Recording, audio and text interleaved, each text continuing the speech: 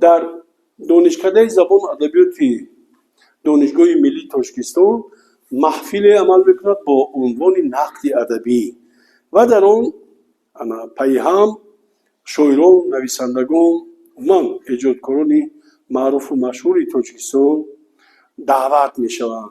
امروز چنین محفل بعدی چند دقیقه در تالار شورای عالمان آغاز میشود که مهمان محفل شاعری توانا و نهایت با استعداد تاجیک دولتی رحمانیون است. اینا بعدی یک دو لحظه همین محفل آغاز خواهد شد.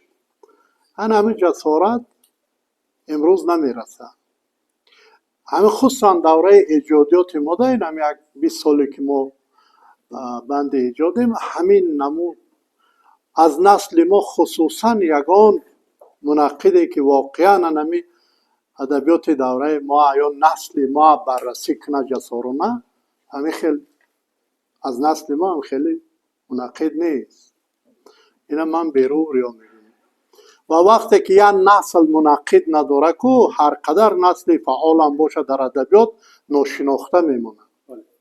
انا بدبختی کلام در همین است که هرچند که ما میگیم ادبیات دوره استقلال، لیکن دوره استقلال ادبیاتش نقد نشده است، سره از ناسره جدا نشده است، همه در آمیخته است. برای تا امروز هم یکی دو اگر در همین نسل شاعر خوب باشد تا آخر مردم رو نمیشناسند. میان هنر و کم هنری و میان هنری آزی فرق از میان رفتگی است. و ادبیات یک قاعده دارد که مال مردم است. هر کسی که به مردم نزدیکتر میرود و سخن میگوید که تا مردم فهمد، همه مردم میشناسند. لیکن نفری که برای ادبیات اصیل، چون اصل ادبیات خاصگی است، خدمت کند برای ادبیات، و قریب مردم نمیشناسند. معرفگر یعنی همین نوع مردمی که در ادبیات اگر یعنی چیز سزاوار گفته باشند، معرفگرش ناقدی حقیقت نگار است. و از چند چیزی که من شنیدم و میدانم، من امید دارم همین غفار میرزا یک گپ بسیار خوب گفته بود یک وقت که ادبیات همیشه به یک بچه راستگو نیاز دارد. یک دوره خود غفار میرزا همین خیلی آدم بود، یعنی که نوابسته به درجه استادا نقد میکرد و از چیزای نقد کردهش وقتی میخونید یگان کسی روی خاطر نمیکرد، به خاطر ادبیات نقد میکرد. انا من امید دارم که زیر سرپرستی همین شخصیتی گفتم خودش بسیار جسور است. من از روزی که میشناسیم و دوست هستیم میدونم که نهایت جسور است و سخنش راست گفته میتوند، واقعیت گفته میتوند، خاطرداری یگان کس نمیکنه. من گمان میکنم زیر دستش اگر شما همین جسارتتون از دست ندید، چون که من شنیدم چند نفره که اینجا آورده یعنی نقد کرده، واقعا من هم آرزوی همین چیزا دارم که شما فقط ادبیات بینید، خاطر ادبیات بینید، تمام. اینجا شخصیت و ادب یگان، چون که ادب در خدمت مردم است، اگر از دستش کاری نمیبیاد بس کنه خیلی توانمندش به خاطر خدمت میشه. ادبیات هم آبشخور است، تا جای در زمان ما ادبیات آبشخور شده، جای فایده. کسی چیزی از اگر به فایده بینه چی بینیسته. خیلی میدونید این چیزای فرموده هست، امروز جیل کتاب های شعری هستن که فرمودن، یک کس به خاطر پول می نیسد به نام یک کسیگر دیوان شده رفتید. یعنی برای که دروازه نیست، صد نیست، همین صد و دروازه میتونن نقد باشه. اگر شما در آینده ناقدای شاید که واقعیت سره از نصره جدا کرده و معرفی کرده بتونه، پیش همین رونده گرفته میتونید، وگرنه همین خیلی میرود. یک نوع شاعر هم صفت میکنن، یک شاعر دیگر در کنج انزوا و در فراموشی میمانند. برای همین خرسنده من وقتی که با این را دوتنگ خیلی چند کتاب تمو بریم بچه ها خونن درشاشم سو خرسند شدم. اینه من برای اون خرسند شدم که نمی روز سبب شد با شما هم صحبت میشیم، هم صحبت شده ایستادیم و همین مسارت خرسنده من. دیگه من میخوام جسارت شما ببینم کنی چه اندیشه ها دارید.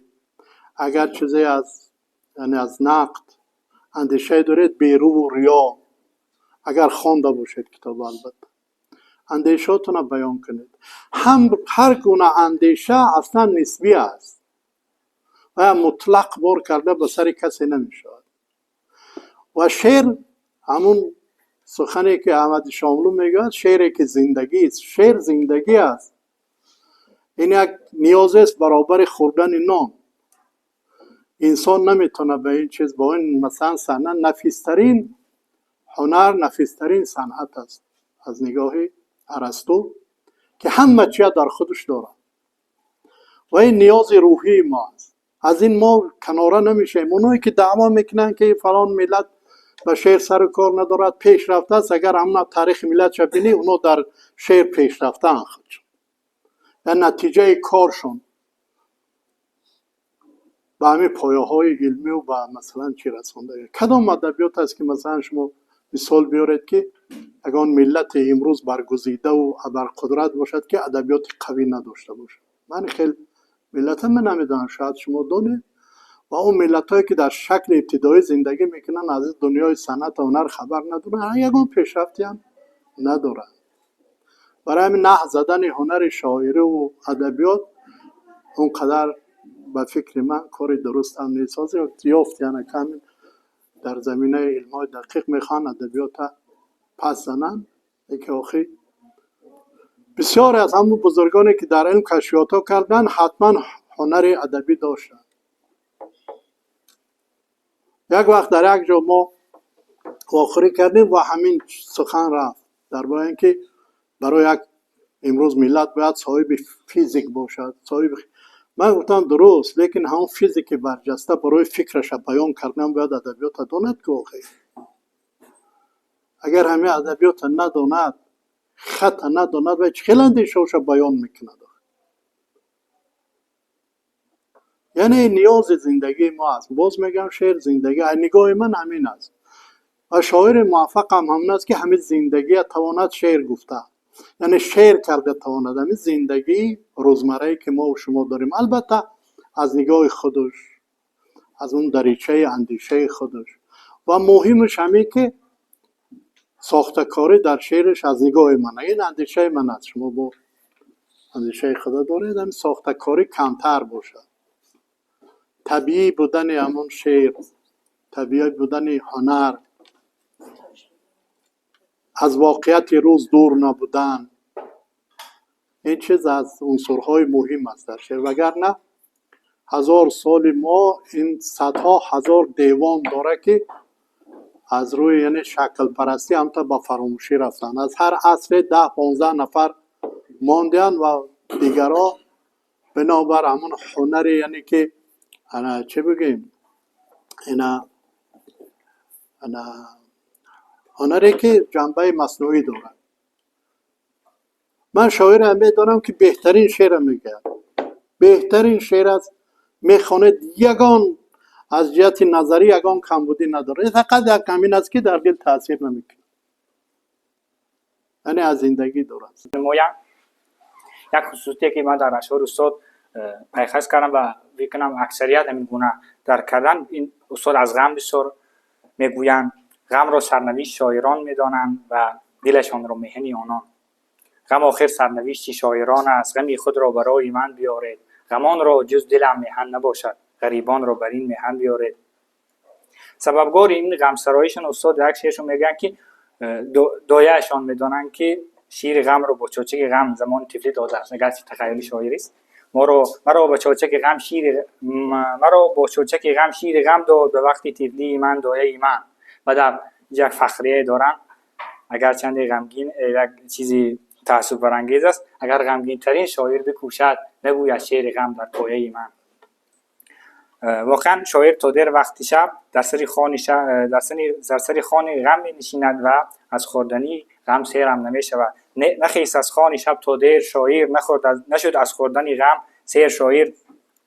استاد چون اکثر شاعران ادبیات از ایخ زیاد در شعر یاد میکنند. به این اشاره کرده استاد رستم وهاب در یک از نوشته‌های خود آید و اشعار کتاب نامه آفتاب، اثری که به جایزه رودکی پیشنهاد شده است، می نگارم. در این مجموعه از نگاه ژانر شعری پرکاربردترین نوع منظوم غزل و در این غزلیات پر استفاده‌ترین مفهوم همان مفهوم اصلی ازلی غزل عشق است که اگر در هر بیت نباشد هم در هر غزل چند بار تکرار یافته است. و میتوانم من مثال را از کتاب در سایه قلم بیارم و دوست داشته ترین بیت من از اشعار استاد همین بیت است: من که از روز ازل جایزه دار عشقم، دل نشان است که در سینه‌ام آویخته‌ام. واقعا یک شاهکار است. شاعر را جز عشق هر حرفی که گویی کهنه است. عشق باشد، عشق باشد، عشق باشد حرف روز. و بعد بیت دیگر: صیاد تا بچیند مرغ دلی مرا پر، در دام زندگانی افکند دانه عشق. منقدان ادبیات شناسان هنوز از ایام جوانی استاد علی رحمانیان به شعر ایشان نظری مثبت داشتند. مثلا مبشر اکبرزاد در مقاله که سال 2005 نوشتن همین گونه خط می‌کنند که علی رحمانیان هم شاعر را خوب دریافته است. کلامش منطقی و متناسبی هم است. در شعرش حرف زیاد به نظر نمی‌رسد. لطافت سخن این شاعر را با یک مثال می‌توان دریافت. واقعا یک بیت شاهکار همونجا قید کردیم: دوزخ که برای گوشمالم سوزد، ترسم که به من رسد به حالم سوزد. واقعا شاهکار است. به موضوع مدرن استاد دید خاصی دارم. در حقیقت ما برای همدیگر لازمیم، ولی بر عوض چیزی، یعنی که همه با طمع نظر میکنن. بجز مادر به طمع نیستم از بعد تو در کار کسی مادری بی‌غرضم، بعد تو بیکاره شدم. و اینجا تصویر مادری تاجیک دارم واقعی که در تاجیکستان بسیار سر میگونه: بر خدمت عسکری چه بردن مرا، یک نان گزیده مان با مادر من. و تلخ است ولی حقیقت، سر را تمام عمر نماندم، مگر به سنگ وقتی بلند کردمش از پای مادرم. و یک مسئله دیگری در شعر استاد به نظر میرسد که بسیار در قید شعر و شاعری فکراشون گفتگیم: اگر شاعر با خون دل شعر میگوید ولی جامعه ما شعرخوان نیست. یکی از دردهای جامعه ما. غمی شعر است پر سنگین، دلم شد زیر آن پرچین، خدا رو شکر که این مردم نمیخوانند اشعارم. و حرفی است، حرفی که مراست حرف فرموده بود، شعری که دلم گفت بگو میگویم. و یاد همون بیت نظامی میارد استاد: عاریتی کس نپذیرفتم، آنچه دلم گفت بگو گفتم. نشأه پیغمبری رفت از نهاد شاعری، شاعری امروز پیغمبر شود قیامت است. و در بیت زیر باشد: کسب شاعر تعریف کامل دادن، از تمام شغلها ماه توان رفتن کنار، شاعری را لیک تعطیل به غیر مرگ نیست. خلاص در اشعار استاد بیت‌های به یاد مانده خیلی زیادن. همون یک غزلی همون جایزشان شاه غزل است. و یک بیتشان جا گفتم. بعد دیگه بیت دیگه اینجا: دستشان درد نبیند که به هم دشمن و دوست، تا زری صاف شدن خاک مرا بیختن. بعد یک غزلی دستی پدر دارن، دستی دوی پدر است فکر کنم. همونجا کلمه دست خیلی چرخ میخوره و این خواستن یک بیت من مثال آوردم. سو شاعرانه و ماهرانه: یاد دارد دستی من دستی دعایش را هنوز، با دعا کرد آشنا دستی پدر دستی مرا. و یک غزلی دیگه دارن، یک دو بیت من اینجا قید کردم، اما ردیفی مبادا است. واقعا جالب بود برای من. عاشقانه های بهتری نیست: چیزی به جز محبت تو در دلم نمان، چیزی به جز محبت من در دلت مباد. اما اگر که مشکل تو بودنی من است، پیرانه سر دعا بکنم مشکلت مباد. دل من غریب فرد است به خضر وقت ماند، که گرش ز مرگ پرسی شنوی خبر ندارم. و مشاهده های استاد واقعا عجیبه. یک باید داشتن که در جامعه ما هر زمین میبینیم. مشاهده جالبی میگن که بره نر برای قربانی است، زنده بودن به مرد آسان نیست. بگشادن سینه غیر ممکن باشد، دل قفل در است که از درون افتاده است. این بسیار جالب بود. برای آن که دل شهر را نیازاریم، چلاله داغ دلی خیش در بغل داریم. و از تمام شعر استاد را خواندم، یک غزلاش دلنشین بود، ولی یک شعر نوشان من پسندیدم. یک شعر در فکر کنم نیمایی است، از جای واقعه. بسیار مشاهدی زیبا و شاعرانه است. هر کسی خوانند مجذوب میشود. میگن پشت دیوار کاخ اهل سخن، بر سری دستی هیکلی سعدی، دفتری شعر و بر سری دفتر، جفت کفتر به بوسه مشغول است. خوش به حالی کسی شیخ اجل، غزلش با عذوبتی ازلی پیش پرنده نیز مقبول است.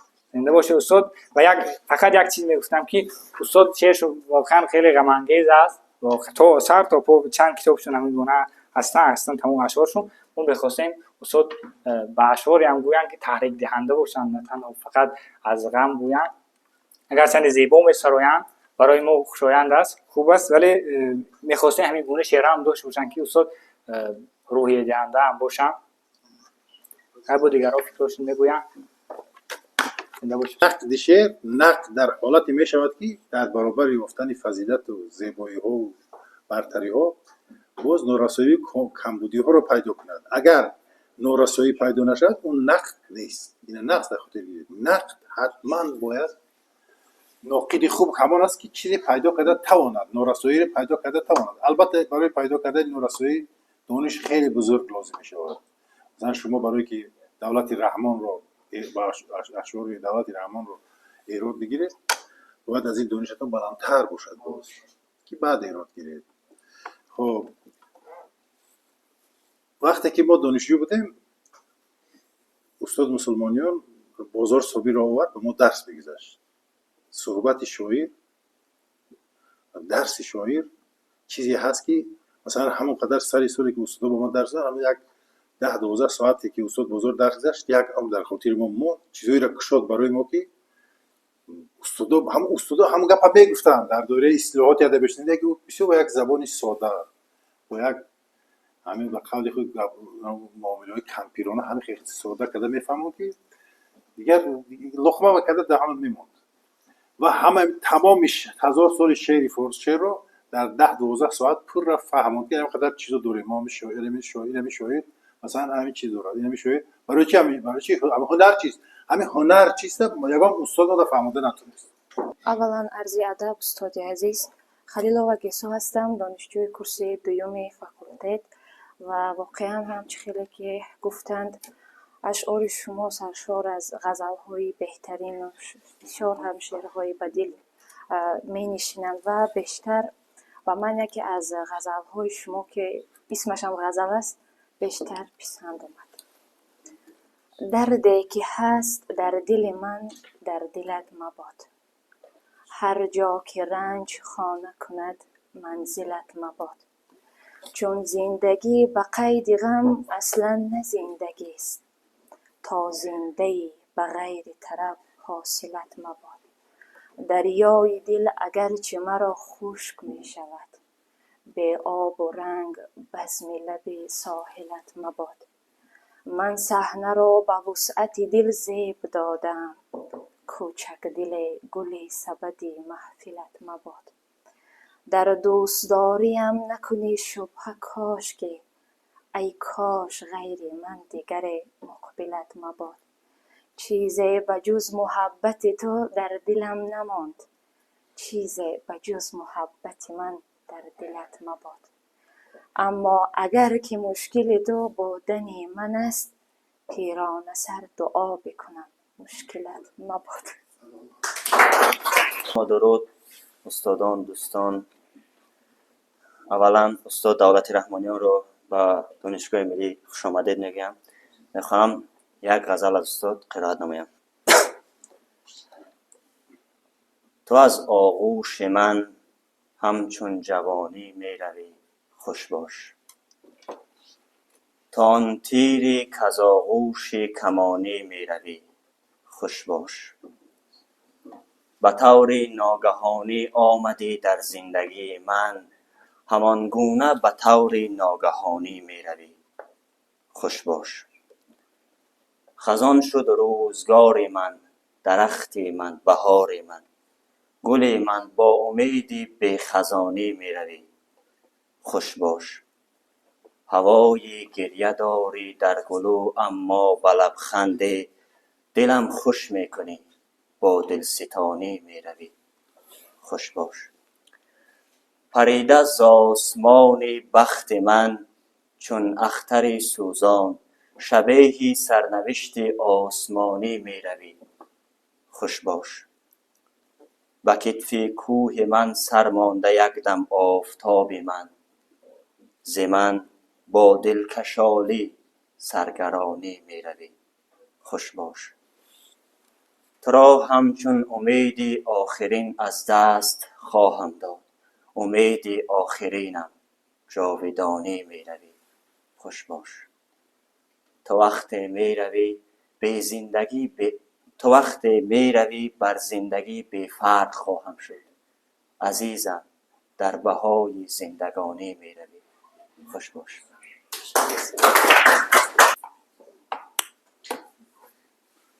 خب شاگردان عزیز،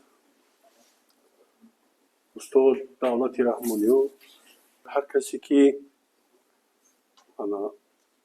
سخن تازه میگوید، هر کسی که توسط ادبیات کس رو تحریک میبخشد، با جستجوها، با اندیشه، با سرمالیدن، پیشانی مالیدن، با اندوه کشیدن، حتی با فکر درموندن، هر چیزی که عمل انسان رو تحریک میدهد از نگاه معنوی استاد است. و دولت رحمانیون نه یک بار و دو بار شخصا مرا همین گونه حالت گرفتار کرده است.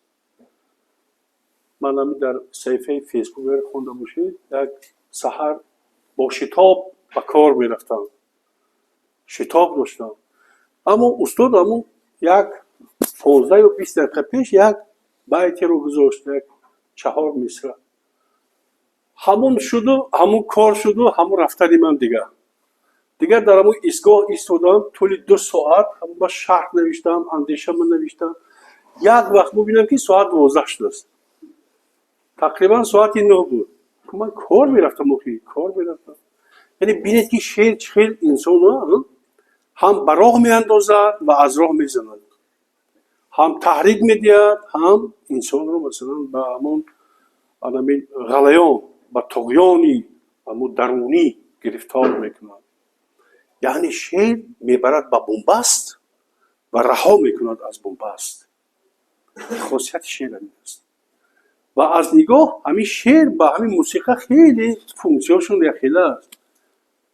مثلا کس رو به عمل و فعالیت تحریک میدهد، میروی همون کار میکنی بعد همون شعر، چون که نگرد میاد، ناموسد میبید، یعنی همون پتانسیل، ظرفیت های داخلی بیدار میشه با وجود میبید که برای فلان کار بکن، چون که ببین چگونه سطحی هست، چگونه یک مصرعی هست، چگونه بیتی هست. بعداً دوم اخلاق انسان را پاک و منزه میکند. شاگردان عزیز، همین شعر دولت رحمانیون حضرت کی گفت؟ مضمونش گفت شعر اندوه هست. من هم یک چی نوشته بودم، دولت رحمانیون شاعری اندوه، شاعری اندوه ها، شاعری نمیدونم نوعش چی بود، چاپ شدم در باید. بعد کلمه اندوه از جا برداشتن، مؤلف میخواد بگذارن، اما میگو این اندوه چی نکردن. خلاصا همین اخلاق را پاک و منزه میکنند. و سیوم فضیلتش بسیار مهم است که در شعر است و در موسیقی دیگر در نه منظره نگاری هست، نه مجسمه سازی هست، نه مثلا گچکاری هست، نه دوزندگی و نقاشی و دیگر نوعهای هنر هست. این به وجد آوردن است. همونطوری که یک موسیقی زیبا می شود، شما میخیزید و دست و پا میجمونید یا با قول رقص میکنید، همون نباشد، خاموشی باشد. اگر شما رقص کنید همه میگن شما دیوانه هستید، یعنی یک عملی که مثلا منطق ندارد. همون موسیقی هست که شما رو وادار میکند که دست و پا بجنبونید و همون خوشنودی خود رو ظاهر بکنید، ذوق خود رو بینمایانید و غیره. همین شعری استاد دولت رحمانیون همین گونه شعری هست که انسان رو به وجد میورد.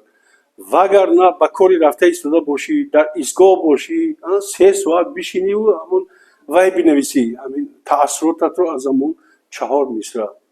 همین خصوصیت شعر، همین ویژگی شعر، همین جنبه روانی شعر بسیار مهم است و اون رو همچون به قول گگل میگه هنر همگانی است، یعنی از همه هنرها بالاتر گذاشته است.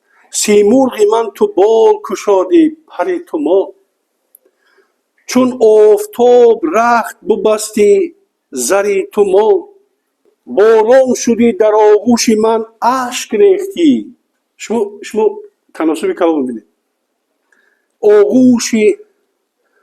آغوش تر مرا ز دو چشم تر تو ماند. ای آسمان من به شب تو ستاره شد. نقش هزار بوسه که در پیکر تو ماند.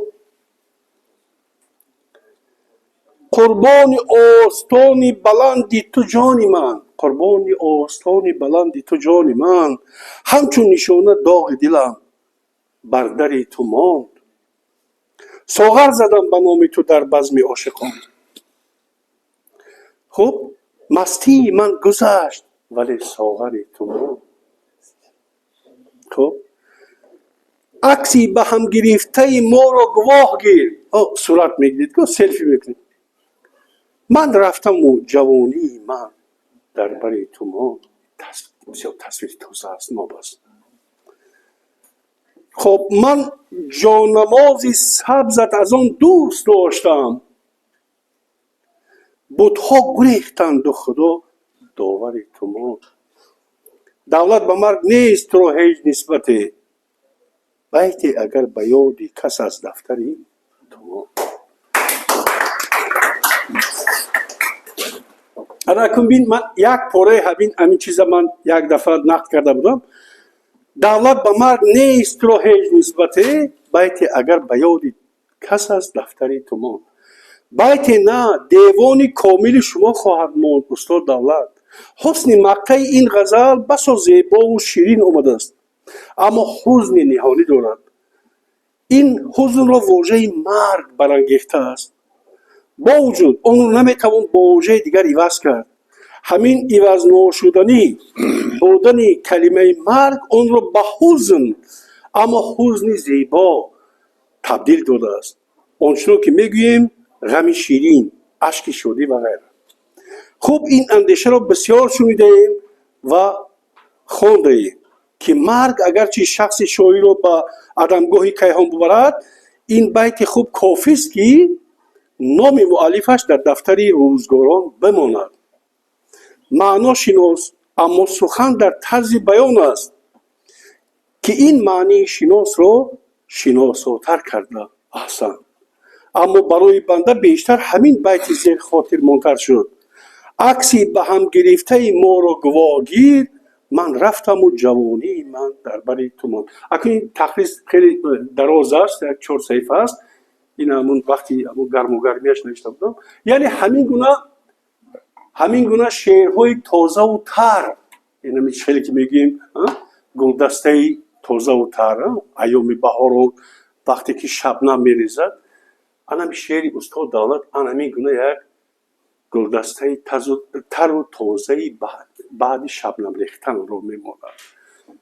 بعد همین سبکی به خود خاص دارد. همین خاصیت سبک چی است؟ من بسیار میخوام که با همین سوال کوتاه جواب بدهم اگر اجازه باشد. سبک ویژه دولت رو همین با کلمات کم، با واژگان کم مقدار یا کم شمار معنی محتشم افاده کردن، همین میشود بهای کاری شاعرانه دولت. یعنی ببینید همین دلخواه غزل همین استاد دولت رو شما برشمارید، یک ورقه بگیرید و همین کلمه ها رو پس هم بچینید. باور کنید از 20-25 کلمه زیاد نیست، اما چقدر معنی های محتشم در پشت اون کلمه ها نهان است. یک مثال میارم. هیچ میدونی چی کار بعدی مادر کردم؟ هیچ میدونی چی کار بعدی مادر کردم؟ بعدی مادر من به مرگ خیش باور کردم. این اگر شهابت نگوییم تمام میشه. این شهابت است. باور کنید همینجا حملی 5 کلمه است، اما ببینید که وقتی که انسان مرگی مقدسترین شخصیت در پهلوش میبیند، آنگاه باور میکند که همین مرگی واقعی بوده است. آنگاه اطمینان حاصل میکند که همین کسی زنده روز میمیرد. یعنی مرگی واقعی رو بعد اون میبیند. میبیند، بعد اون احساس میکند، بعد اون درک میکند که مرگ مادر رو ببیند. اینجا درباره فضیلت‌های شعر استاد دولت خیلی گفتن ممکن است،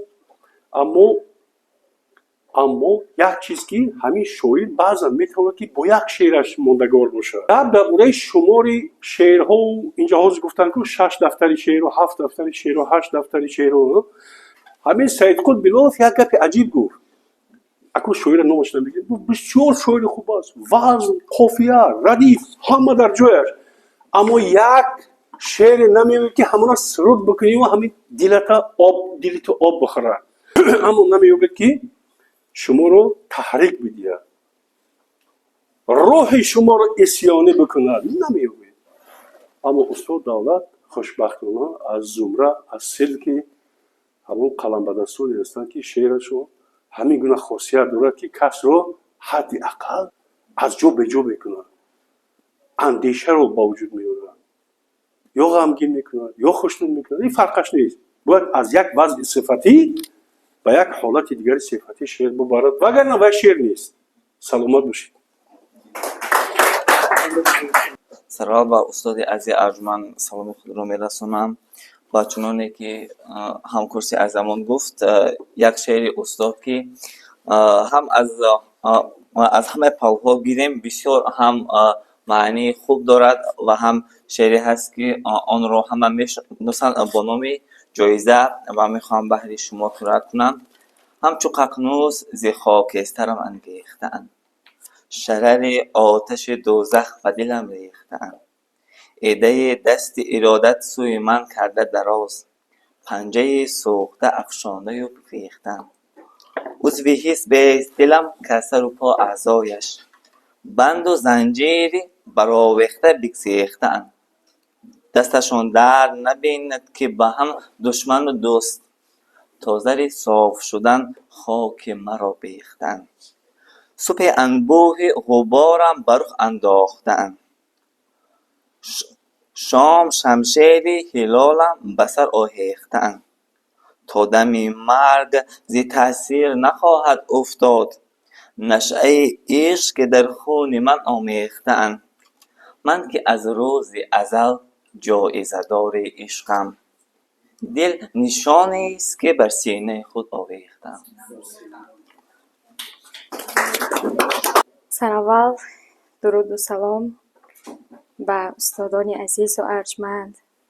استاد دولت رحمانیان، قدم مبارک شما را به دانشگاه به فاکولته فیلولوژی خوش آمدید میگوییم و باید یادرس کرد که تا زادروز استاد روزهای به شمار مانده است.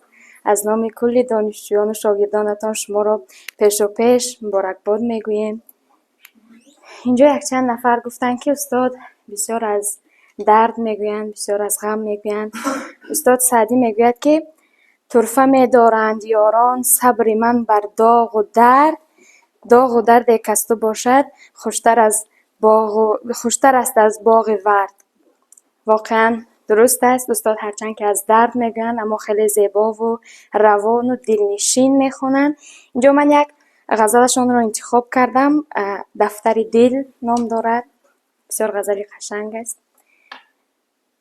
زندگی جنگ است کاندر سنگر دل بگذرد، عسکری زخمی است تیر از پیکر دل بگذرد. نیست آسان دل شدن با تیغ بر سر آخته، نقش خود دریابد آن که از سر دل بگذرد. هرچه از سر بگذرد از یاد ما گردد برون، هرچه از سر بگذرد از یاد ما گردد برون. تازه گردد لیک آنچه از سر دل بگذرد. دست میازد ولی دستش نمیگیریم ما، کم کم از ما اعتقاد و باور دل بگذرد. آنچه از ما بگذرد در منبر کاخ سخن، از زبان جان ما در منبر دل بگذرد. دفتر دیگر بسوزد از شرار کلک ما، با خط آتش غزل در دفتر دل بگذرد. خوش آمدید. خواستم شعر از اجادیات استاد دولت رحمانیان قرائت کرده باشم با نام شهچنار. شهچنار در کنار جاده ام، روی یک پا سربلند ایستاده، دست طوفان بر سر راه هم فکن، بر حوادث سینه را بگشاده. صد بلا بگذشت و زخمش باز ماند، من به صد زخمی دیگر آماده. آذرخشان از دل من بگذرند، چون به آتش دل گرو بنهاده. برف و باران بر سرم آید فرود، بر سرم جز چتر مه نگشاده ام. تا رسد بر گوش حق فریاد من، شب صفیر مرغ حق سر دادم. از تبردستان نخواهم زینهار، سربدارم سرکشم آزادم. از بس که افتخاری شاگردی استاد را داریم در محفل استاد، نمیخوایم دم شینیم. یک شعر نیمایه که با نام دست شیرین درباره پدر نوشته است، آن را میخوام قرائت کنم.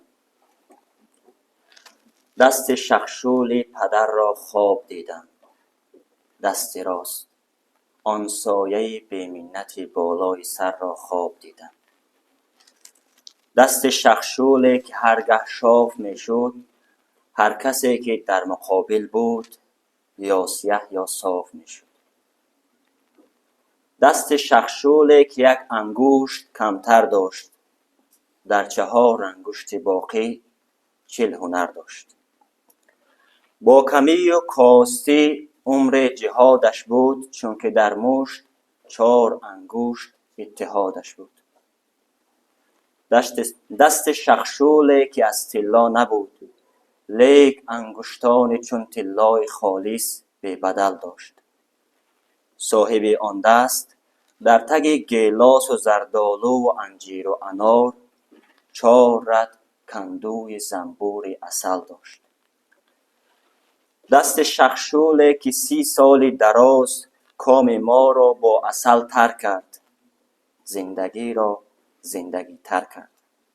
راستی لطف خدا بود بر سر ما دست شخشول پدر، دست شیرین، دست زنبور عسل پرور. یک برنده جایزه نوبل است. من هرچند که آثارش خواندم، همین بعد سال 20 من سال 20 روسیه بیماری چی شدم، کووید. بعد همون تمام میان چی که میدونستم از سرم پرید رفت، همین خیلی سرم سبک شده است دیگه. باور در یادم نمونده است. فقط یک سخن، چیزهایی که بلندن البته از خاطر نمیرن.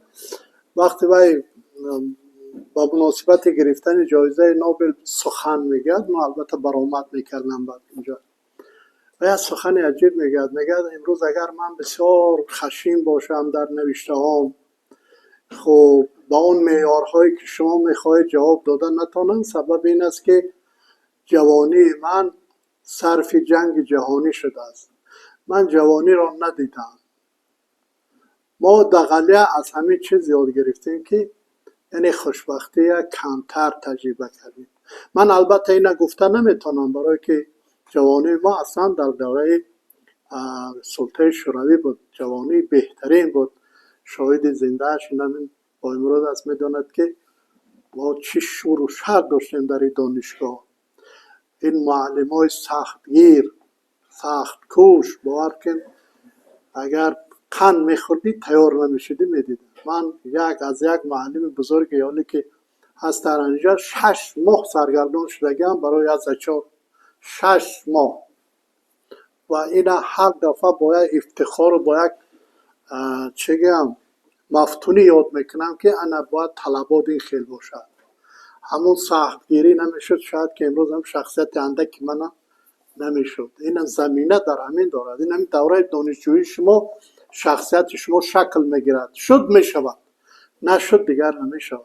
چون که این خیل محیطی که آدمی ساز است، آدم ساز است، انسان ساز است، دیگر به پیشاروی شما دیگر نمیاد. دیگر در تشویش زندگی یافتن معاش، زندگی کردن برای فرزند، زندگی کردن برای اولاد، زندگی کردن اون چیزی که میابید تا انمی 5 سال نمیشه بیابید بعد دیگر خلاص. من افتخار میکنم که همین خیلی استادای داشتیم اینا با امروز بتوند اینا چه کند گواه باشد که من دروغ نمیگم. چقدر طلبات سخت بود، نخوانده نمیشد، باید میخوندی، اگر نه بهانه میگرفتی هیچ علاج نخوندن نبود. شبها به خوندن سر میکردیم.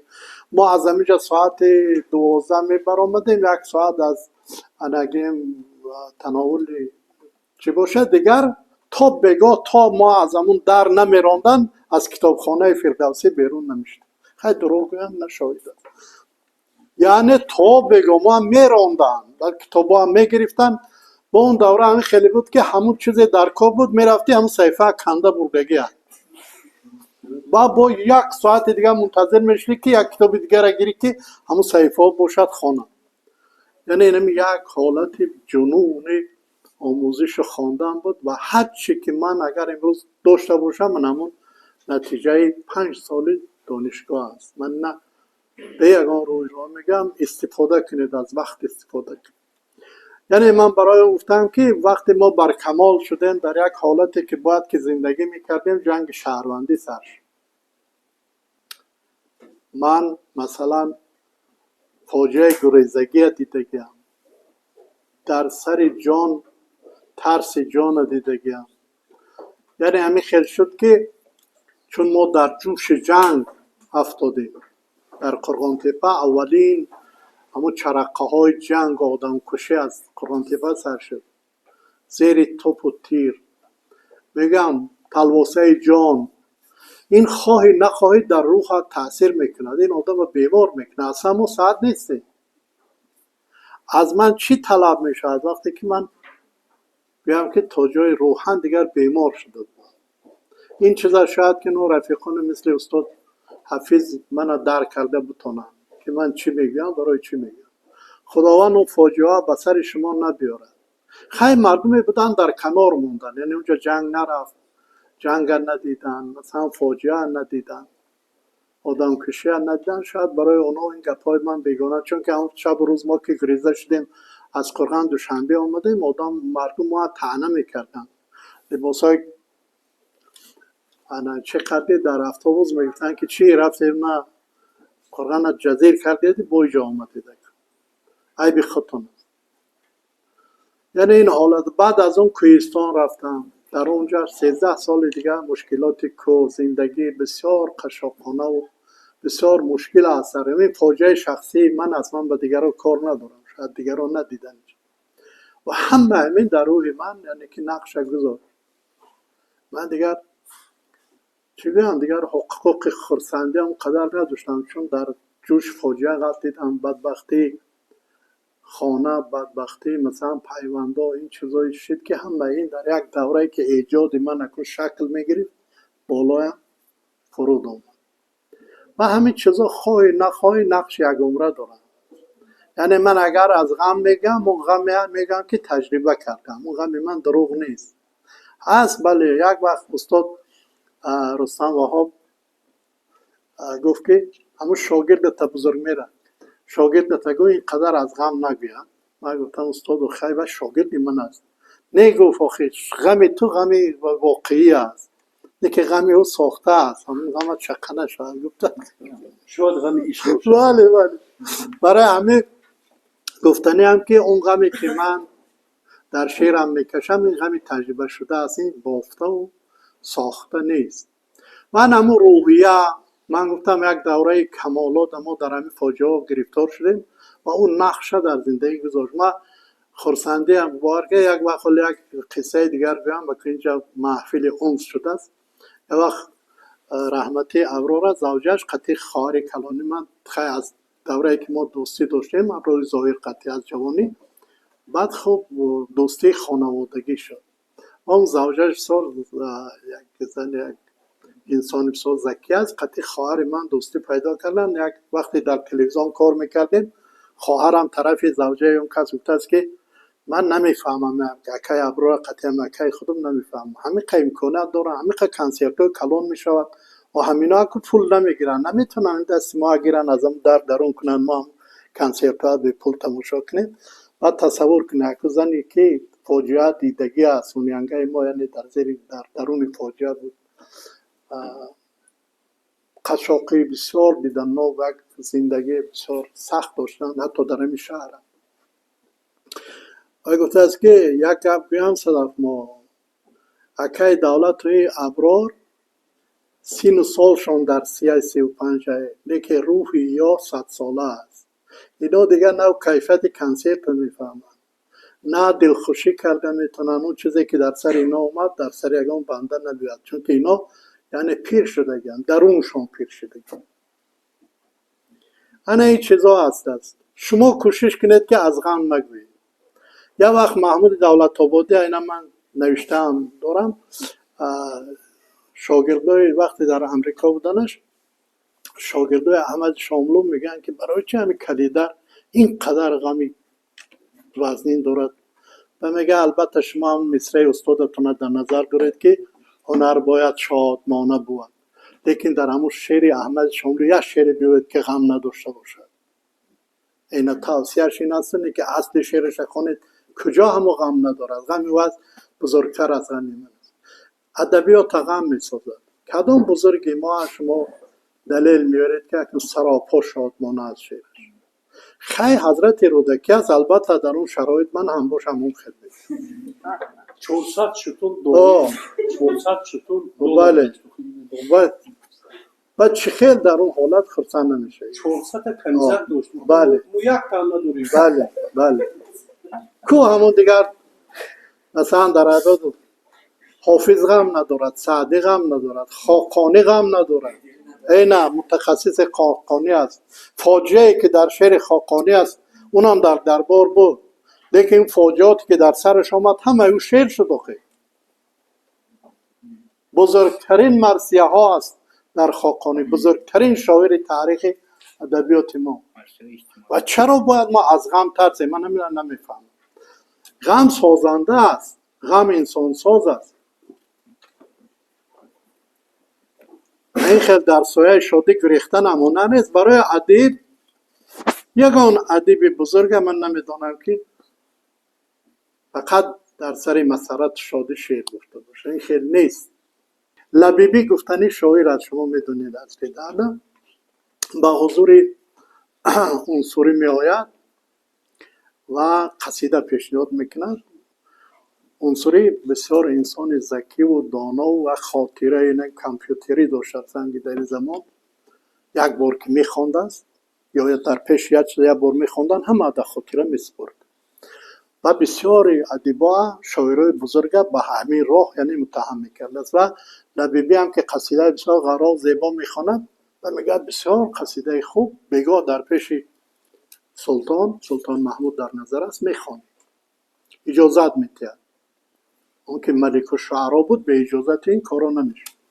و بگاه در بزم نزد سلطان لبیبی میخیزد اما قصیده میخواند و بعد خواندن قصیده از ملک الشعرا سوال میکند سلطان محمود که شما چگونه دریافته این قصیده؟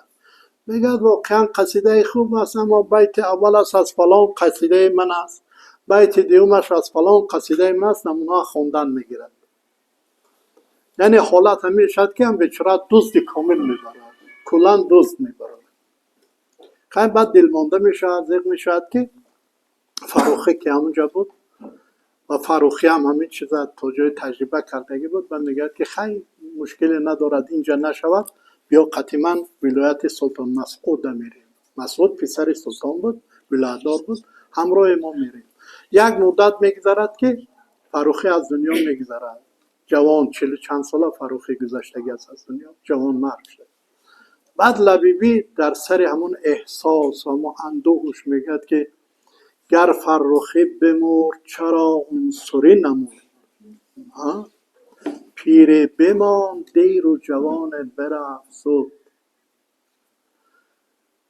میگه که فرزانه بمرد و زرفتنش زمردنش 100 زیان، دیوانه بماند و زماندنش هیچ سود. انا اکن 1000 سال است برای همین قطعش لبیبی زندگی که دسته در ادبیات. در باب اون که میتوند با یک غزل با یک بیت شاعر بماند، نه که میتوند که 10 دیوان مرتب کند در ادبیات نماند. برای این در درون شعر زندگی کرده توانستن در کار. مثلا برای شاعران شما سخن دلتون بگید. بعد جسارت شاعری، جسارت ایجادی بسیار چیز مهم است. و چیز دیگر استقلال فکری داشتن شاعر مهم است. یعنی شاعر نگاه خاص خودش دارد و اون نگاه باید به دیگران مانند نباشد و اون نگاه توصیه شده نباشد، چون که وقتی که نگاه از کس میگیری خواهی نخواهی پیرو میشه، یعنی که در همون گفتن هم پیروی. پس باید نگاه خاصه خودت به زندگی باشه، جسارت گفتن باشه، هنر خاصه گفتن باشه. یعنی شاعری اصلا شاعر باید انسان خاصه باشه، چه در اندیشه، چه در ایجاد، چه در اجتماع، چه در محیط فرقی نداره. هر جا که باشد باید که خودش باشد و کسی مانند نه. یعنی اصل ایجاد همین است، یعنی استقلال است، از استقلال شخصی تا استقلال ایجادی و فکری. تا همین خیلی شاعر شکل نگیرد شعر وی خاصه نمیشد و اندیشش هم خاصه نمیشد که برای یک کس دلپذیر باشد، قبول باشد. همین از فکر من. استاد یک بیت دارن در مقطع یک غزل میگد که خوب میدانی اگر یک عمر تنهایی کشم، دیگری هرگز نگیرد در دل من جای تو. این مقطع حتی برای من شعار شده است در زندگیم. و با استاد 2 سوال داشتم. اولا اینکه استاد چرا در نوشتن شعر بیشتر به غزل دست زدید؟ و سوال دوم اینکه در غزل‌های استاد، یعنی که در چهارپاره و دیگر نوع‌های شعری استاد، قهرمان لیریکی استاد در عشق ناکام هستند. همین را پرسیدنی هستم که در زندگی نیز همین هست؟ همین چی نشده است؟ در زندگی همین است. من یک عمر در عشق ناکام بودم. کسی را که دوست داشتم حتما باید دیگر را دوست می داشت. یک دو شد که من دوست داشتن، لیکن من اونا دوست که نمی داشتم. در هر حالت یک عمر در مسئله عشق من ناکامم و همین چیز از همین جا هم دروغ نمیگم. هر چی که میگم واقعیتی که به زندگی خودم چیز واقعیت دارد همون میگم. من چرا در این بابت دروغ؟ خیلی چیزی نیست. توضیح دیدنه که واقعا هم دولت میگه که یعنی همین طریقی که شاعر دولت و شما تلقین داره، همه وقت شما باید انسان طبیعی باشه. واقعیتی هستی شما اگر ایجادکار هستید، شاعر میشوید، باید همه واقعیتی باطنی خودتان را آشکار کنید. چیزی ساخته نه. در ما شاعرای بزرگی هستن که از گفتن احساسشون میترسن. شاعرای بزرگ، من اندک شاعری من میتونم بخیر که از گفتن همون احساس درونیش هراس دارن و انهمی کامپلکس، انهمی چیزی است که شاعر همچون شاعر میکشد. هیچ وقت آنچه دلتان درک کرده است از گفتنش نترسید، چون که همصدای دل شما با هزارهای دیگر هستند. وقتی که واقعیت شما گفته نمیتونید، همون راز میمرد. بعد در مسئله غزل گفت که فضل‌الدین کجا رفت؟ من در زندگی 45 سال است به شعر سر کار دارم. من از 14 سالگی ابتدا کردم و یک روز نشده است که به فکر شعر باشم. همین خیروز من یاد ندارم که اقلا در اندیشه شعر نباشم شب یا روز. این خیلی روز بر سر من نرفته است. 45 سال شد. و عجیب اون است که از تمام نوعها غزل از همه امتیاز دارد. نازکترین خیال غزل میبردارد، نازکترین اندیشه میبردارد. من 4 پاره بنویسم، در نظر من دیگه گپ میشود شعر، چون که وای 4 پاره یک چیز است که باید که همین واقعیت دیدی احساس کردی همون ریزی در همونجا دیگه وای چپ و راست کردن نمیگه. لیکن بیشتر وای سر و کار با ظاهری مسئله دارد 4 پاره. فهمیدی؟ نمایی چی است؟ اگر در نمایی از حد گذرانی حشویات می شود. یک پارچه گفته نتونی حشویات می شود. گپی زیاد. حشو یعنی گپی زیاد. انبار کلیبه. بله انبار کلیبه می شود. در تمام شاعرای بزرگ ما این چیز هست. نه بازار از این چیز مثلا در کنار ماندگی است، نه لایق، نه استاد مومن قناعت. جای هست که سخن یک بیت یک صحیفه کردگی است حشویات.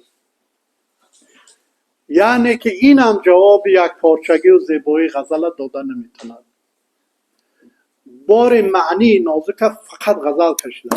مثلا ربایی اندیشه عارفانه در کار در اونجا.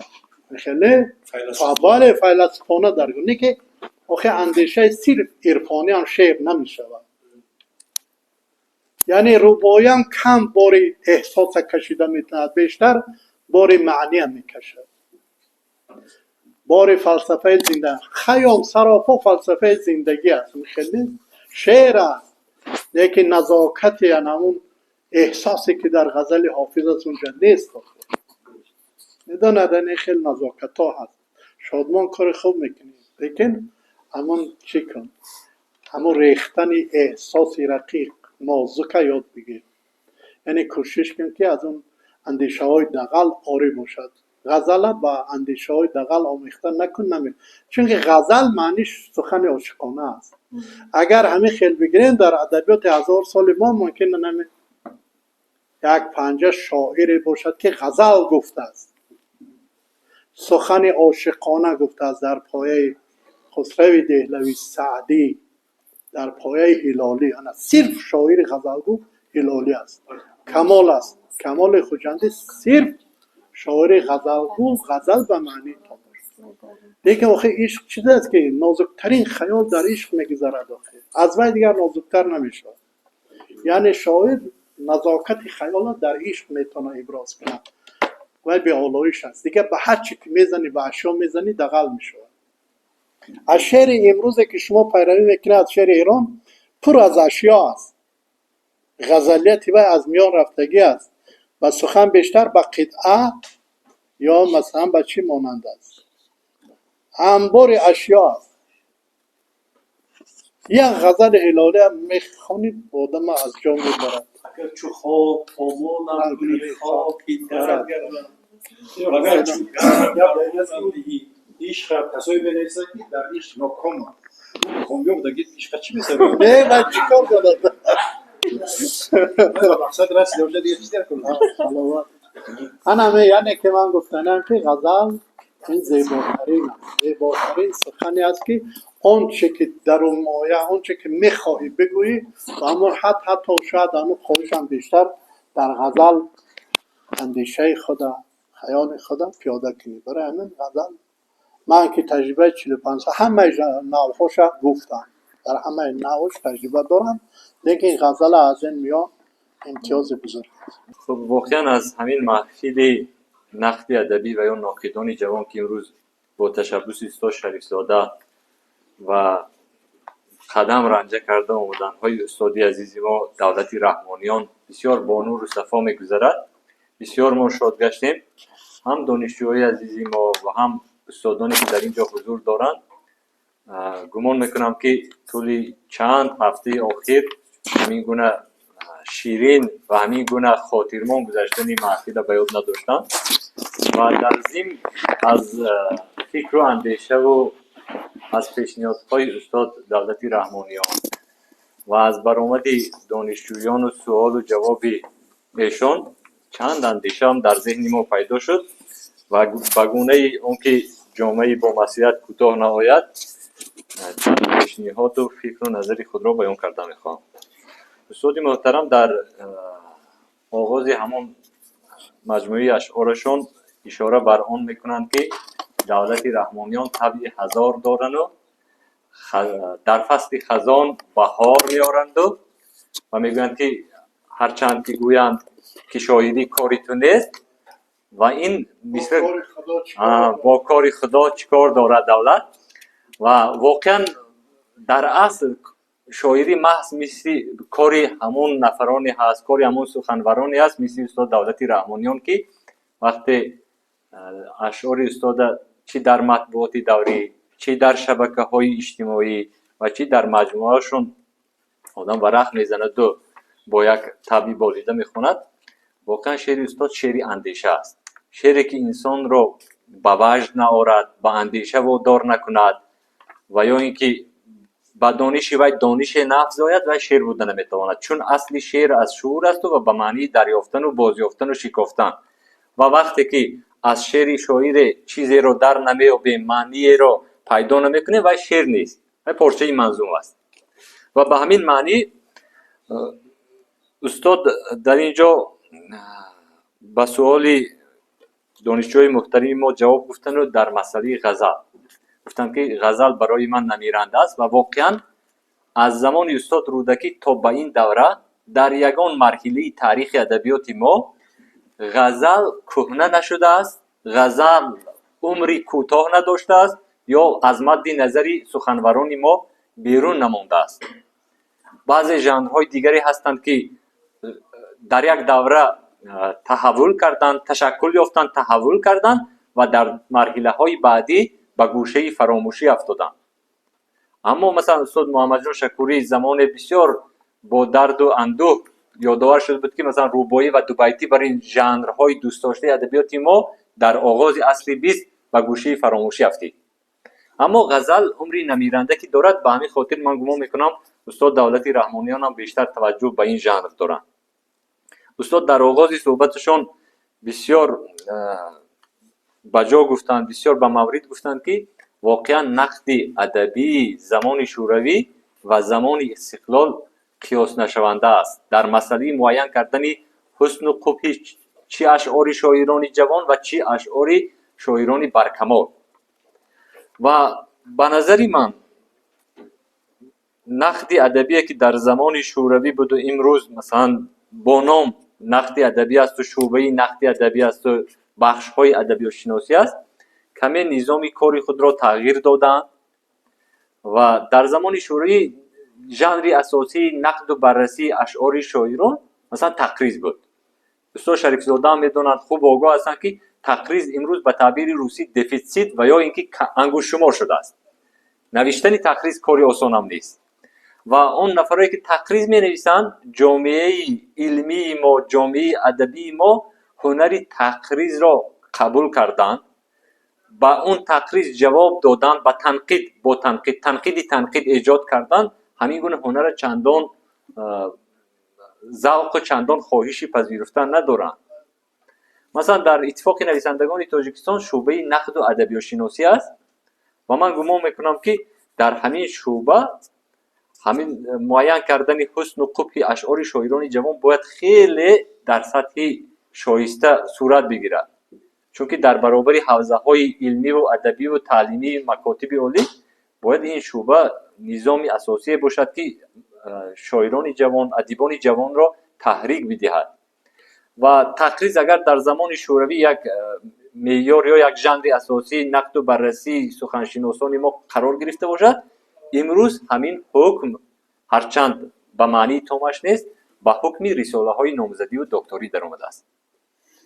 ببینید دوستان عزیز که همه ساله در تمام شوراهای دفاع جمهوری تاجیکستان تعداد زیادی رساله ها در سمت ادبیات تهیه می شوند و حتی روزگار و آثار شاعرانی در قید حیات بوده ما مورد نقد و بررسی قرار می گیرند.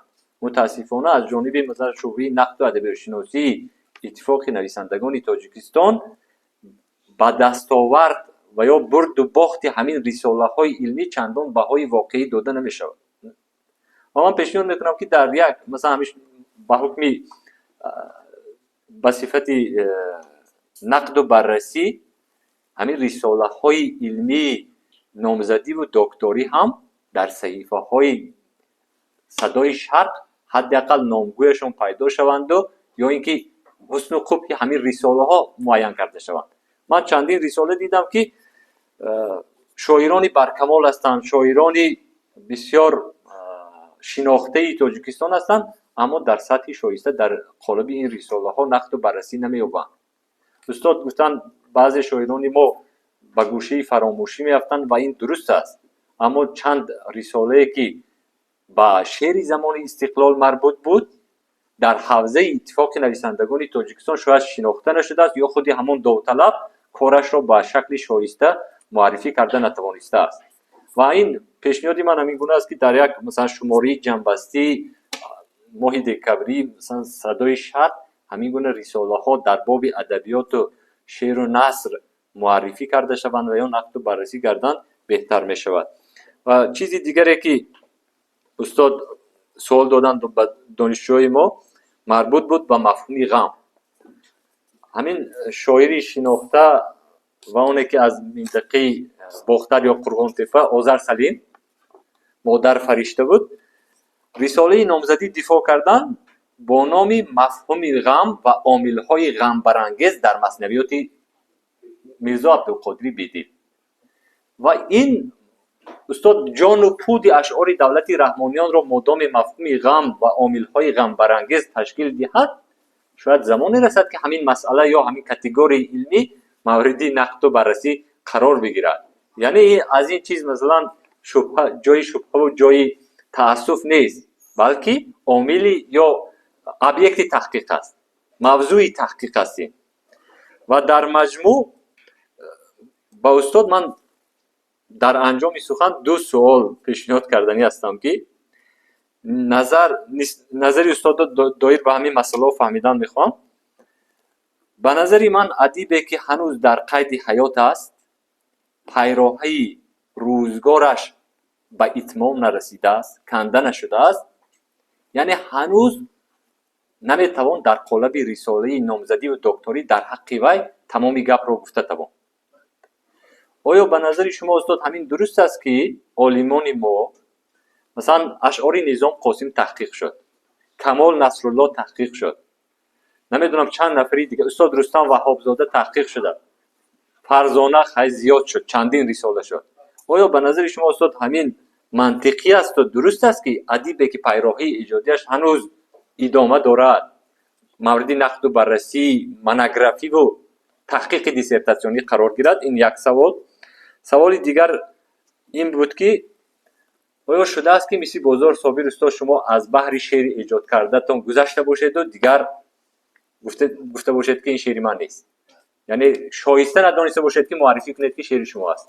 تشکر. یک دفعه من در تلویزیون بودم، یک برنامه داشتم، شم خاطره، چند برنامه کردم، بعد کلانترها گفتن که به این شکل نکن، 15 دقیقه میره. همین در همین راستا مثلا با آثار گرویدیم، با آثار اسکندر خطلانی. بله، بعد فکرم بسیار وقت میرود و اون که مثلا نقش پیرو سلیمانی در ادبیات، نقش خب حبیب یوسفی در ادبیات، یک عمره اون 30 و چند سال، 31، اینش 28 سال اون دار. اونا شایسته رساله هستن یا نه؟ اگر اونا شایسته رساله نمی شدن در زنده نمی ماندن. یک همین قلمی حبیب یوسفی تصور کنید، یک ادبیات مسئول کنید دیگه اون خیلی شعر با وجود نمی آید. مثل یک ترکیش بی نظیر است، یا تخت خونینی. یک بار پس تخت خونینی پیرو سلیمانی خونید و عظمت سخن و قدرت. یک شاعر دیگر 100 ساله اگر زحمت کشد یک بیت اون گفته نمید. اون شاعری که شما زیر نظر دارید، چه فرزانه بانو، چه استاد رستم، اینا رسالت شاعریشان تا جایی که ختم شده است. بلاغ بگد که شاعر تا سین 40 شعر گفتن در حق دارد، بعد 40 وی تکرار میکند خودشه، دیگر نگوید بهتر است. من در زندگی خودم بارها خودم تکرار میکنم، یعنی که ایجاد 10-20 سال انمی اوج ایجاد یک شاعر موفق همین است. دیگه وای خودشو تکرار میکنه. نه ترسیده دارم در باب هم استاد بازار تا سال 90 صرف شاعر است.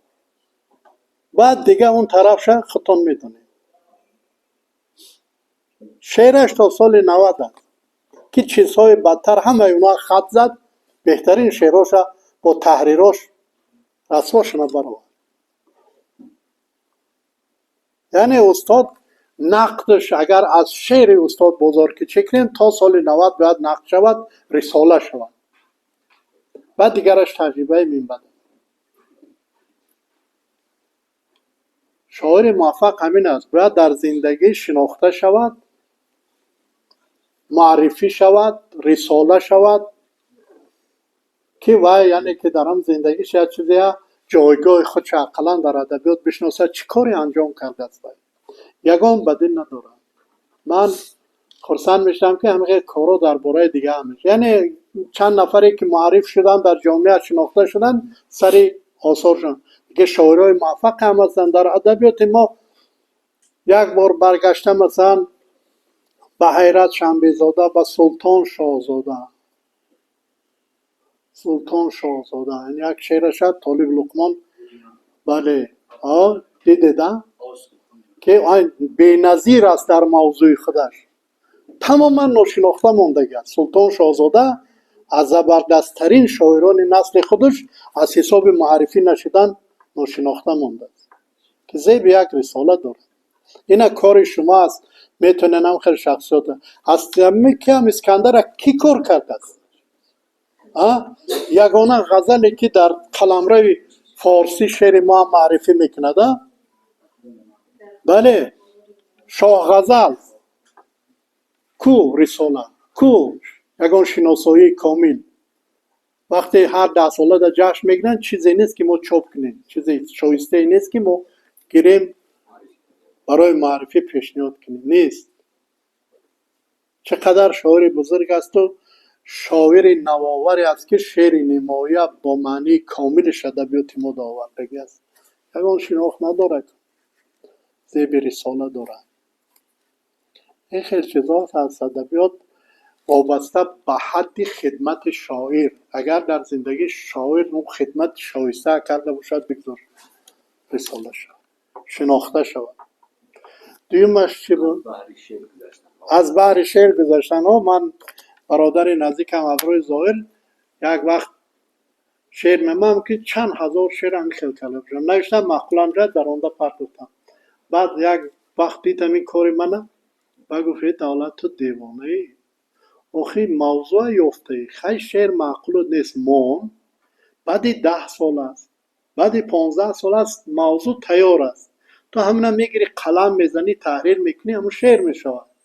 چرا خیلی میکنی؟ لیکن من قاعده معقول که نشد میدراندم میپرم. بعد یک وقت یک حکایه می نویسد ابرار ظاهر در ادبیات سند چاپ میشود و میارد میگد که حکایه بخون. حکایه با یک شعری عاشقانه سر میشود و میگد که کنه همین شعر خیلی نگاه میخوانم، میگم خیلی شعر بد نیست، شعر خوب است. یعنی همون منبع حکایه همون شعر است، اپیگراف شده است و همون این طرف حکایه کرد و میگه از که میگم نمیدونم خیلی شعر خوب است که نمیگه اینو دیدی. 10 سال پیش همین شعری تو بود در راندنی بدیم و گرفته پینانش کردم منداختم حکایش. این کارا هست. لیکن وقتی که شاعر اگر پرکار باشد به این چیزا دقت نمیتید. خیلی میشود شعر معقول نشید از بهرش میگذاری. با در این مابین شعر میبرد که خودت در معقول است و میگذاری. بعد عجیب اون است اون شعری که تو در معقول است دیگر رو با معقول نمیشه. یعنی حالتهای عجیب است. بعضی شعرها من تو دیله شدم برای گذاشتنشون، بعد نگاه میکنم اون شعرها سر زبان میغلطن. یعنی که شاعر تا آخر نمیدونه که اون سرودش موفق است یا نه. یعنی هر کس با خواننده عقیده خودش دارد، منقد عقیده خودش دارد. شاعر در جایگاه خودش البته همه شعرش دوست می‌دارد، نه که همه وقت اگر بیاد که من شعر موفق میگم دروغ است. یگان ایجادکار نمیتونه سراپا شعرش موفق باشه. این قاعده کارم نیست. مرحله است. بله مرحله است، حالت است، حالت است. بله رکود است. این چیز از این جای برید نیست. استاد یک سوال داشتم. من شخصیت انسان و شعر تاثیر میرسونم. مثلا من شخصیت استاد با شعر رو در حالی که درس میدم که شخصیت جدی میستم، اما بعدا باید شخصیت بسیار خاکسار بسیار متنظم چون دوست رفتار میکنن و من میشناسم مثلا که بسیار شعر بلند میگوین اما پسند به هوا بلند این چیز میتونه که بر شعر تاثیر رسونه. من چیزی دیگر را تجربه کردم. من با امراد برادر ما شخصیتش در همین آثار خاقانی افتگی است. من رساله شو خواندم، باور کنید یک طوفان است در اونجا. من گمان میکنم که همین شعر خاقانی تا جای همین بیانگر شخصیت محقق هم هست، چون که اونجا چنان خود همون نگاه مثلا دانشمند به خود همون شعر و خاقانی بسیار خاص است، عجیب است. میخوانید خیال میکنید در رمن خواندیست، یعنی که همون نیازهاش همون شور و حسیانش در اونجا دریافته است و اینقدر تعمق و اونقدر چیزی که در خاقانی کردگن من باور ندارم که کسی همون در بالای آثار کسی عاشقانه نوشته باشد.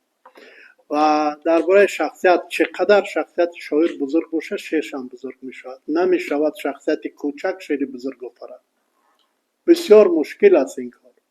یعنی در اما حدی که شخصیت شکل میگیرد آثارش هم همون چیزا میبردارد. اگر این خیل باشد، اگر نوشته از شخصیت جدا باشد و مال ادبیات نمیشود، چون که یک چیز خشک میشود، مصنوعی میشود. من همیشه دعوا میکنم که شخصیت مثل استاد ترسونزاده در ادبیات قلمرو فارسی نیست و دلیل میارم. من میگم باور نمیکنم که استاد عینی جرأت میکرد میگفت که آسیا گوید سخن آواز آن را بشنوید. استاد عینی همه حق نداره، لاهوتی نداره. بزرگترین شاعر صده 20 قلمرو فارسی اقبال پس چه باید کرد؟ در اقوام شرق میگه خچه شرق از خود نمیبره، چون که همون است چیش وسعتش کلیبر همون است. یکی استاد بزرگ ما میگه که آسیا گوید سخن، از نام یا قطعه افریقا آسیا سخن میگه، چون که انا همون عظمت شخصیتش همون عظمت داشت. درباره آثارش هم اون چیزی نوشتن، در دوره زندگیش هیچی نگفتن از ترس عظمت شخصیتش. مردم هم میترسن که درباره وی سخن درست بگن، فقط تعریف و تعریف. شعرش گرفتن به نثر گردوندن اینقدر کار کردن. کدوم نقدی هم میخونی بعدی رفتن شد به یک چیز نیم چیز جدی. خیلی دروغ نمیگم، ما همه 110 سالگیش ما یک شماره ویژه چی کردیم. بعد در اونجا من بعضی نقدها در دوره زندگی استاد 50 سالگیش جشن کلام گرفتن و همونجا نقدی استاد شکوری خواندم که چند ایراد گرفته است با شعر ترسونزاده و از ایرادهای بسیار جدی گرفتن. یعنی در همون دوره نفرایی بودن که سخنشون میگفتن، نه که در عموم شخصیتش آثارش تبو کرده است. مردم امروز ترسونزاده از شکست ریخت شعرش میگه و قهرمان ملت است. چه حق داری در برای این گپا؟ ادبیات این نیست. در ادبیات شخصیت وقتی نقد میشود که مثلا درباره پوشکین من یک چیز خواندم، یک محقق گفته است که همون یعنی نفری که او کشت دانتس وقتی که نقل کرده است که ما در صحرا رفتیم از سوار بودیم و در پیش نظر من پوشکین زیاده از 20 شاخ شفتالو را از خورجین بیرون می آورد و پوست میکرد و میخورد. بعد اون محقق گفت این اشتباه می داشتم، من از پوشکین بزرگتر میشدم. یا مثلا مکتوبای محرمانه پوشکینه در انگلستان یکی از نبیره هاش به چاپ رسانید محرمانه، لیکن این معنی ندارد که پوشکین قدر و قیمتش در ادبیات از این میکاهد. پس ما باید چه سایه روشنی دارد ادبیات. من برای چی به شما مراجعه امروز خوشبختی من همین است که من همین عقلهای زنده میان شما میبینم. شما این چیزا دیگه معیار نکنید. شکست ریخ کم و زیاد نقص و حسنا نترسیده گوید تا که برای یک خواننده که میخواد چیزی بدونه مواد شود. ترسیدن لازم نیست. ترس من همین خیلی ادبیات تبو رفتن میگیرد. ما خوب از بد فرق کردن نمیتونیم و مردم هم که وقتی ما نقد نمیکنیم مردم هم از واقعیت ادبیات هیچ وقت آگاه نمیشه. حتی گفتن دولت که آماده هستن موادی که محفل ناقدان جوان آماده میشود ما نشر میکنیم در صدای شهر. بله. گوشه ناقدان جوان. در باب تقلید گفتن برادرم بسیار خوب. ما تقلید میگیم کتابیات مینویسیم. فهمیده؟ تقرید این من چی گفتم چیزی که حوزه در سر همین کتاب اکثر چیزای نوشتن کتابیات از بررسی است. بازگوی مضمون. بله اینجا نقد اینجا چی نیست. تقرید نیستن اینا. تقرید اقلا 70% اگر از حسن باشه 30% از نقص هم باید بازگو. بعد باید تقرید میشه. این خیلی بیان باید برابر باشه. 50 در 50 باید باشه. بعد باید تقرید. همون چیزی که ما این خیلی گفت این موضوعی که این بررسی است. این میتوند کتابیات باشد. مقاله باشد. لیکن تقرید نمیتونم. برای همین تقرید نیست این روز در روزگار ما. من میخوام جوانو تقرید نویسن. اگر همه ما ببینیم که معیار تقرید در جوابگو است چاپ کردن و موقع خوشبختی و خرسنده ما است. لیکن ببینم که باز همون بررسی است. ما وقتی همون مثلا سرمردم پیشنهاد میکنیم مثلا میخوجه بسیار آدم دقیق نظر است میخوند میگه این تقرید نیست میگذارش. یعنی دیگه در این راه اندیشه نکنید از اون که من این میگن اون میگن طرز دارم و این خیلی میشه داخل یک کس نقد میکنه در بالا رس میکنه خطا وای چیزی دیگر است وای دیگر چیزی وای وقتی که از حسن ولی وقتی تقرید میگوید و وای تنقیدی صرف برمیگردونید و حسن نمیگوید این دیگر اینم تقرید نیست. این خصومت از این نه مقاله میشه نه بررسی میشه نه تقرید. بسیار است گاه نه بسیار است بسیار است این چیز. لیکن یک چیز شاگردان عزیز که این بهترین ملاحظه ها را شما میشنوید بهترین اندیشه ها را میشنوید یک چیز همه وقت فراموش نکنید همه چیزی که میگوین گوش کنید در خود نگاه دارید قبول نکنید. مثلا همین چیزی که دولت درباره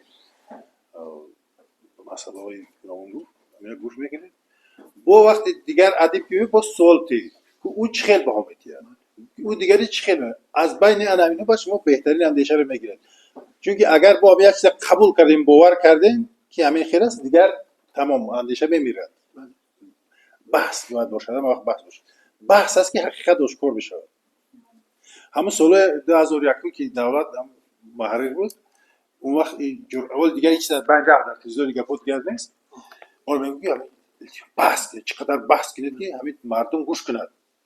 من و اسرافیل رفیقای نزدیکیم تو وزیره دو کسا چنان بحث میکردیم که همه میگفتن چه دشمنی گندنده اینا آدمی که همیشه مد میشود استویش میشود اون یک بیماری گرفتار میشود دیگر اون هیچ وقت نکویش کرده نمیشود یک بیماری است. در باره مدیحه ما چی کردم لیکن شاگردان عزیز من فکر میکنم که وقت خیلی زیاد شد. من میدونم که بسیار بخوایم که با دوام تیم ببینم من تشکر میگم به دولت که این روز مثلا از خسته اومدن در همین بارانی سخت اومدن نمیگه یک ساعت با منتظر شد با یک سببی که ما یک ساعت قفو برفتیم منتظر کردیم. تشکر میگم به صدارت فاکولته که خیلی شرایط مهیا کردن برای گذراندن مدیری کاتدرا استادانی که در حضور دارن مهمانانی که اومدن خب به همه شما شاگردان عزیز که در این محفل اومده اشتراک کردید من فکر میکنم که شما حتما برداشت گرفتید این چیزا رو در خاطر دفتر خاطراتتون تبرف هم وقت نصیحت نکردید شما دفتر خاطره باید داشته باشید روزنامه داشته باشید انا امروز نویسید مثلا آخری با دولت رحمان فکرای دولت رحمان